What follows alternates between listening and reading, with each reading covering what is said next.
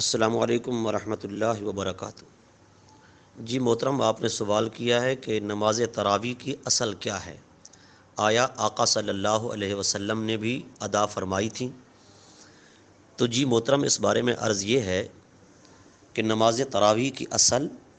خود آقا صلی اللہ تعالیٰ علیہ وآلہ وسلم کے فعل پاک سے، آپ کے عمل پاک سے ثابت ہے کہ نماز تراویح خود آقا صلی اللہ تعالیٰ علیہ وآلہ وسلم نے ادا فرمائی، لیکن ہمیشہ نہیں۔ یہی وجہ ہے کہ محدثین کرام نے قیام رمضان پر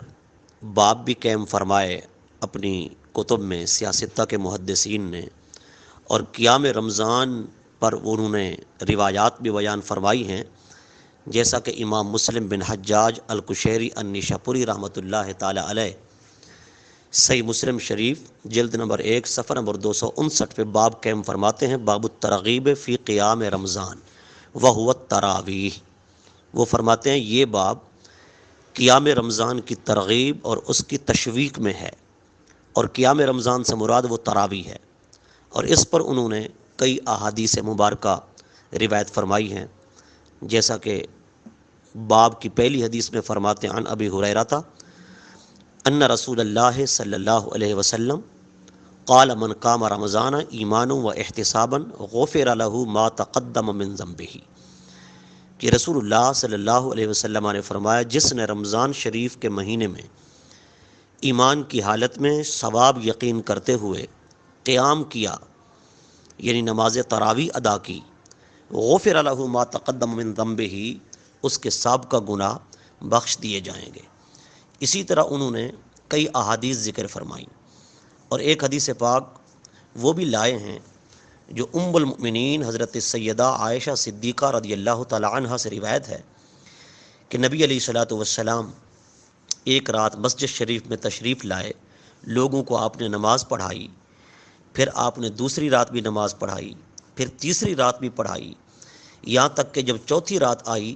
اور لوگ کافی تعداد میں جمع ہو گئے تو رسول اللہ صلی اللہ تعالیٰ علیہ وآلہ وسلم باہر تشریف نہ لائے، یہاں تک کہ لوگ انتظار میں بیٹھے رہے۔ جب فجر کی نماز کا وقت ہوا تو آقا علیہ الصلوۃ والسلام تشریف لائے، لوگوں کو فجر کی نماز ادا پڑھائی۔ اس کے بعد آقا علیہ الصلوۃ والسلام نے فرمایا کہ میں نے خوف کیا ہے کہ کہیں تمہارے اوپر یہ نماز فرض نہ ہو جائے اور تم اس کے ادا کرنے میں عاجز آ جاؤ۔ تو محدثین نے، فقہا نے اس سے مراد نماز تراویح لی ہے، جیسا کہ مصنف ابن ابی شیبہ کی روایت کے اندر بھی ہے کہ آقا دو جہاں صلی اللہ تعالیٰ علیہ وآلہ وسلم کے زمانہ میں لوگ رمضان المبارک کے اندر 23 رکعتیں پڑھتے تھے، یعنی 20 رکعت نماز تراویح اور 3 وتر۔ حضرت سیدہ عائشہ رضی اللہ تعالیٰ عنہ کی روایت سے یہی بات ثابت ہے کہ حضور صلی اللہ تعالیٰ علیہ وآلہ وسلم نے جو نماز صحابہ کرام کو 3 راتیں پڑھائیں اور چوتھی رات باہر تشریف نہ لائے، فرضیت کے خوف کی وجہ سے کہ کہیں فرض نہ ہو جائے، تو یہی نماز تراویح کی ہی تھی، اور فردن فردن لوگ پڑھتے رہے، حتیٰ کہ حضرت عمر رضی اللہ تعالیٰ عنہ کے زمانہ میں بھی انفرادی طور پر لوگ یہی نماز ادا کرتے۔ حضرت صدیق اکبر کے زمانہ میں بھی انفرادی طور پر ادا کی جاتی رہیں، لیکن حضرت عمر رضی اللہ تعالیٰ عنہ نے جب دیکھا کہ انفرادی طور پر لوگوں کا اس طرح نماز پڑھنا کچھ بے ترتیبی اور بے ربطی پیدا کر رہا ہے، تو آپ نے لوگوں کو ایک امام پر جمع کر دیا۔ حضرت ابی بن قعب جو قاری قرآن تھے، تو آپ ان کو 5 ترویحیں پڑھاتے تھے، یعنی لوگوں کو 5 ترویحیں پڑھاتے جو 20 رکعتیں بنتی ہیں، چونکہ ایک ترویحہ جو ہے وہ 4 رکعتوں کا ہوتا ہے۔ تو بہرحال اسی طرح موطا امام مالک کے اندر بھی یزید بن رومان سے حدیث پاک روایت ہے، کان الناس یقومون فی زمان عمر فی رمضان ب23 رکعۃ،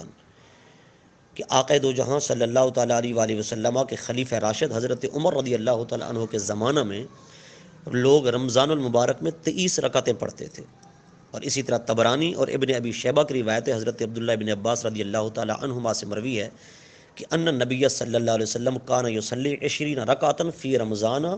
سوى الوتر، کہ نبی علیہ الصلوۃ والسلام رمضان المبارک کے مہینے میں 20 رکعتیں ادا فرماتے تھے۔ تو ظاہر ہے یہ 20 رکعتیں نماز تراویح کی ہی تھیں، سوائے وطروں کے، یعنی وطر اس کے علاوہ تھے۔ تو بہرحال 20 رکعت نماز تراویح کی ادائیگی اگرچہ 3 راتیں جماعت کے ساتھ اور 3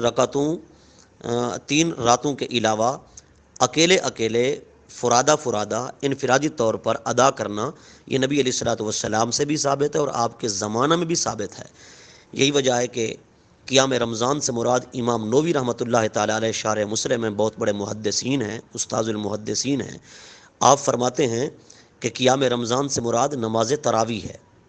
آپ فرماتے ہیں المراد بقیام رمضان صلاۃ التراویح، کہ قیام رمضان سے مراد نماز تراویح ہے، اور اس پر فقہائے کرام کا اجماع ہے، جمہور فقہا کرام کا، امام شافعی ہوں، امام احمد بن حنبل ہوں،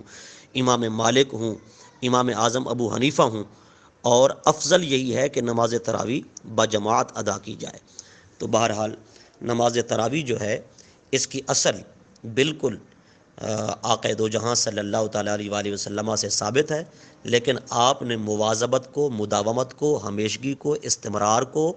اس لیے ترک فرما دیا، تسلسل کے ساتھ جاری نہیں رکھا کہ کہیں میری امت پر فرض نہ ہو جائے، فرضیت کے خوف کی وجہ سے۔ اور صحابہ کرام علیہم الرضوان نے اور خلفائے راشدین نے اس پر ہمیشگی فرمائی، اور خلفائے راشدین کی سنت بھی حضور کی ہی سنت ہے، جیسا کہ حدیث پاک میں آتا ہے، حضور فرماتے ہیں علیکم بسنتی و سنت الخلفاء الراشدین المہدیین، کہ میری سنت کو بھی لازم پکڑو اور میرے خلفاء راشدین کی سنت کو بھی لازم پکڑو۔ خود حضور صلی اللہ تعالیٰ علیہ وآلہ وسلم نے نماز تراویح پڑھی بھی ہے اور اسے پسند بھی فرمایا ہے، اگرچہ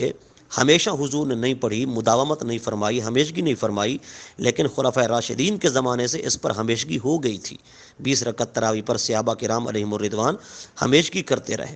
تو بہرحال حضرت عمر رضی اللہ تعالیٰ عنہ کے زمانہ میں لوگ جو ہے 23 رکعتیں پڑھتے تھے۔ امام بیہقی نے فرمایا اس میں 20 تراویح ہوتی تھیں اور 3 وتر ہوا کرتے تھے۔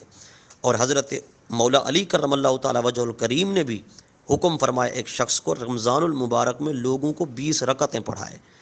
اور 20 رکعتوں میں حکمت یہی ہے کہ فرائض و واجبات کی اس سے تکمیل ہوتی ہے، کہ کل فرائض و واجبات جو ہیں ہر روز 20 رکعتیں ہیں، لہذا مناسب یہی ہے کہ تراویح بھی 20 ہوں تاکہ مکمل اور مکمل دونوں برابر ہو جائیں۔ تو بہرحال نماز تراویح کی اصل آقا صلی اللہ تعالیٰ علیہ وآلہ وسلم سے بلا شبہ ثابت ہے، اگرچہ مداومت، مواظبت، ہمیشگی ثابت نہیں، لیکن ہمیشگی پھر خلفاء راشدین سے ثابت ہے۔ اللہ تبارک و تعالیٰ سمجھ عطا فرمائے۔ السلام علیکم ورحمۃ اللہ وبرکاتہ۔